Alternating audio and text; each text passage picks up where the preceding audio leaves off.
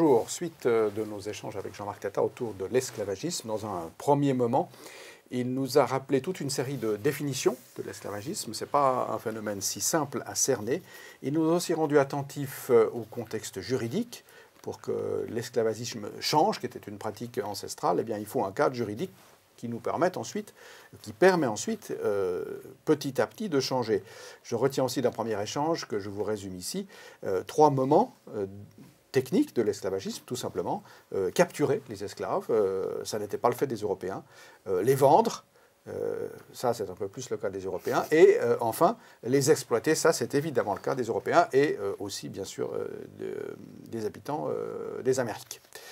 Jean-Marc Tata, alors on aborde une deuxième émission autour, cette fois-ci plus des racines bibliques, parce qu'on peut quand même s'interroger en théologien que vous êtes et en chrétien que nous sommes, au fond, nos racines, nos sources. Que disent-elles sur l'esclavagisme? L'Ancien Testament, par exemple, c'en est plein. Oui, c'est tout à fait intéressant. Évidemment, l'Ancien Testament est rempli de références d'allusions, de récits, de normes juridiques traitant de l'esclavage. Et si on essaye de synthétiser ce qu'on y lit, on se rend compte que l'esclavage dans l'Ancien Testament est dans une tension. Il s'agit d'une part d'une institution sociale qui va de soi, qui est usuelle dans l'Israël ancien comme dans tous les autres États de la région à l'époque, mais également d'une institution et d'une pratique sociale qui est fondamentalement remise en question par ce qu'on peut considérer comme le mythe des origines de l'Israël biblique, à savoir le récit de la libération d'Égypte, qui est la libération de la maison de servitude. Donc, fondamentalement, Dieu est celui qui a libéré les esclaves d'Égypte, Israël, et qui, en les libérant, en a fait un peuple. La constitution d'Israël comme peuple va de pair avec sa libération de la servitude en Égypte. C'est un phénomène absolument essentiel. Et du coup, cela oblige à une légitimation beaucoup plus complexe les pratiques d'esclavagisme qui subsistent. Cette tension, on la trouve à différents niveaux. On la trouve d'abord dans les textes non juridiques de ce que nous appelons l'Ancien Testament, qui est donc la Bible hébraïque, entre d'une part un ordre patriarcal qui semble aller de soi, qu'on trouve chez Malachie, qu'on trouve dans les Proverbes, etc., et une perspective critique.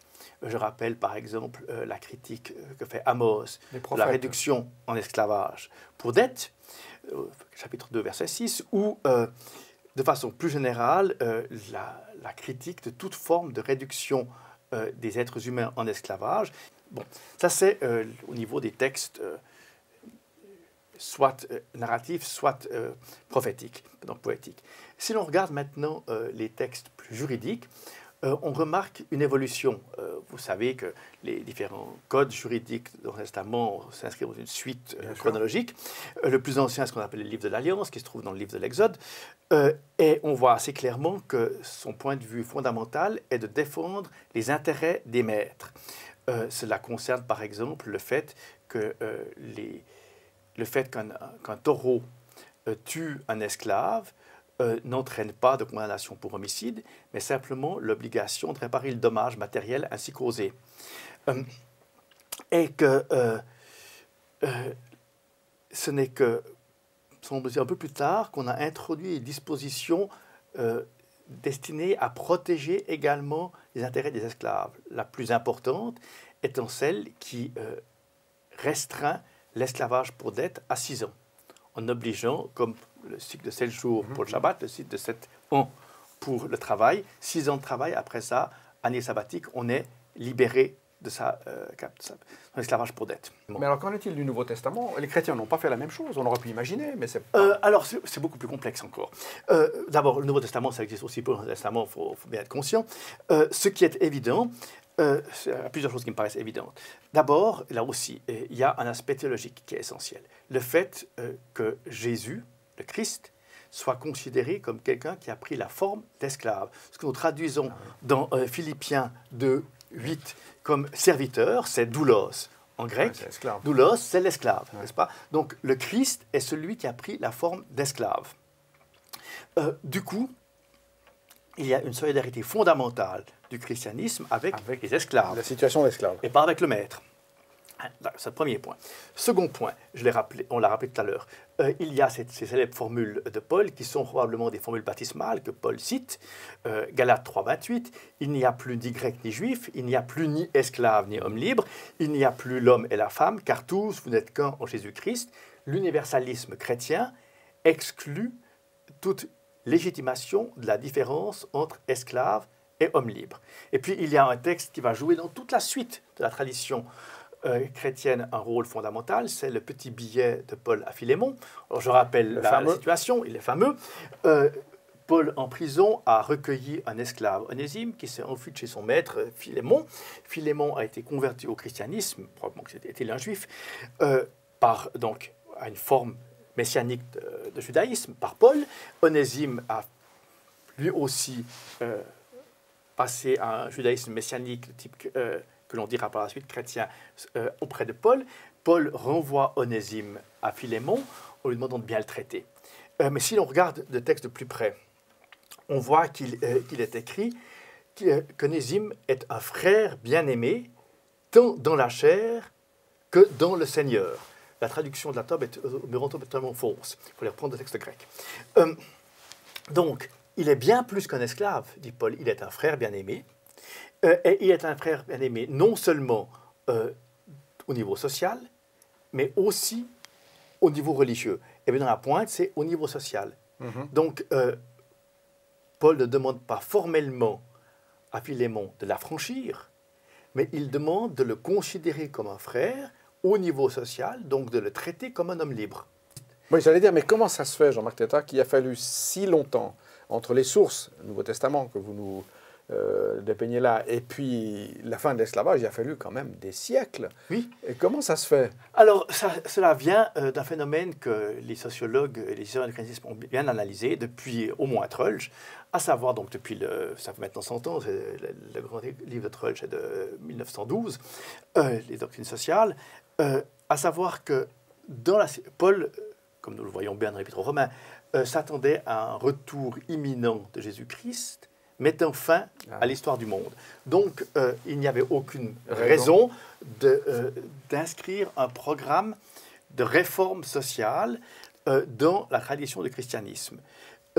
Quand le christianisme a dû s'établir dans la durée, en situation de religion soumise à un contrôle, voire à des persécutions par le pouvoir impérial, il n'a bien évidemment pas envisagé de faire officiellement acte de sédition, ce qui aurait été suicidaire.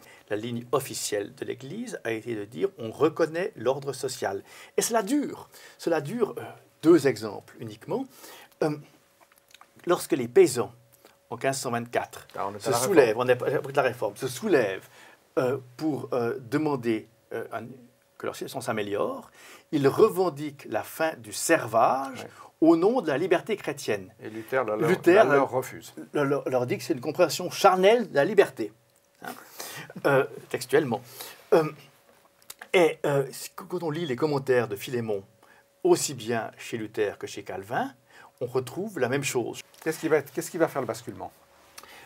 C'est difficile à dire, mais ce qui est important, c'est de relever que, comme tous les phénomènes historiques, la réforme est un phénomène pluriel. Et qu'il y a cette tradition qui est la réforme magistérielle, donc la réforme soutenue par les autorités politiques. Vous ne pouvez pas obtenir le soutien d'une autorité politique si vous lui dites « la doctrine que je défends va te renverser ». Ça ne marche pas. Mais nous avons effectivement d'autres formes de réformes qui sont des réformes marginales, des réformes qu'on appelle radicales, qui prennent des formes multiples, mais qui donnent effectivement une pertinence politique à l'évangile et au christianisme. Ça peut prendre des formes parfois surprenantes, voire scandaleuses, comme le royaume anabaptiste de Münster, mais cela va jeter un grain qui prendra racine et qui grandira au cours du siècle qui va venir et qui va faire en Amérique des communautés protestantes radicales, marginales, les porteurs d'une contestation religieuse de l'esclavagisme. la contestation de l'esclavagisme, avant d'être l'affaire des philosophes à l'époque des Lumières, commence environ un siècle plus tôt dans les milieux protestants radicaux d'Amérique. Donc on voit naître au sein du protestantisme radical un mouvement très fort qui conteste au nom du christianisme toute forme d'esclavagisme. Et ce mouvement va jouer un rôle essentiel parce qu'il va avoir une base populaire beaucoup plus forte que ce que les philosophes pourront jamais obtenir. On va parler des philosophes, mais dites-en-nous quelque chose. On pense volontiers aux Lumières en étant, à tort ou à raison, vous allez nous dire, critique par rapport aux Lumières qui n'ont pas été extrêmement actives contre l'esclavage. Que veut dire active? Il ne faut pas oublier que les philosophes... D'abord, deux choses. Les Lumières, c'est un phénomène extraordinairement divers et complexe. On a tendance à tout généraliser sous une étiquette. Généralement, ça ne fonctionne pas comme ça. Les Lumières allemandes sont beaucoup moins critiques que les Lumières françaises. Les Lumières françaises sont pas les Lumières anglaises. Et suivant les périodes, les profils varient.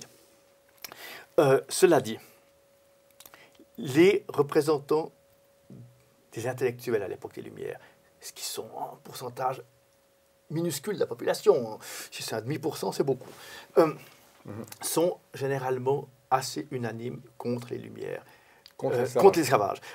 Voltaire est extrêmement critique à ce sujet. Il y a plusieurs textes sur l'esclavagisme et les esclaves qui ne laissent absolument aucun doute là-dessus. Il a même un concept très large d'esclavage. C'est-à-dire qu'il assimile à l'esclavage non seulement le servage, mais aussi la main morte et toutes les formes de servitude ou de servitude même au pluriel que des individus doivent accomplir au profit d'autrui sans que cela repose sur un accord entre individus.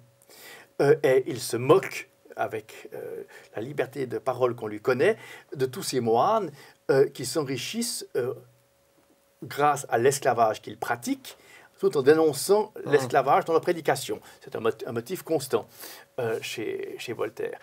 Et surtout, face à ceux qui prétendent que la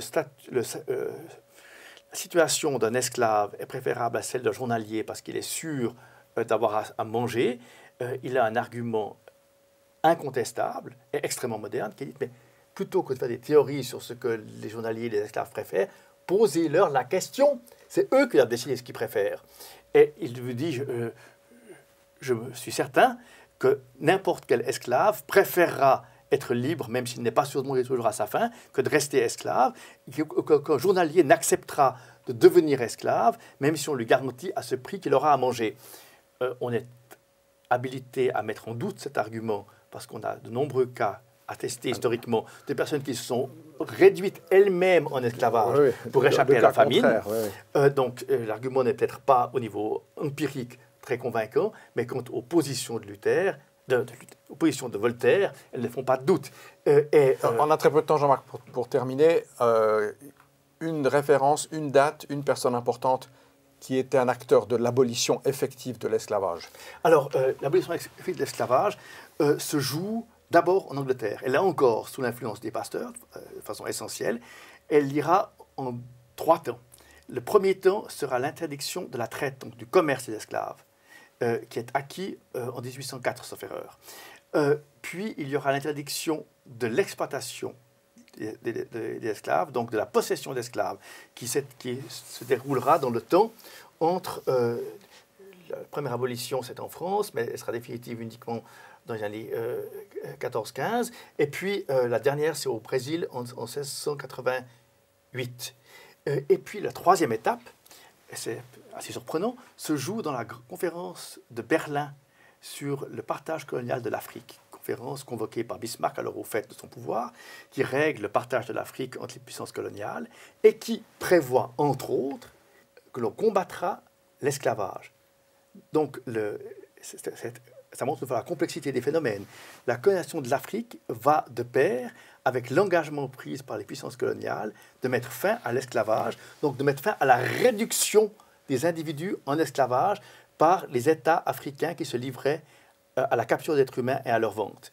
Jean-Marc Tétart, espérons que l'émission qu'on vient de faire, cet Anti-Sèche, disons, contribue ou aide à faire ce travail historique et ce travail de mémoire. Merci beaucoup à vous. Merci de votre attention.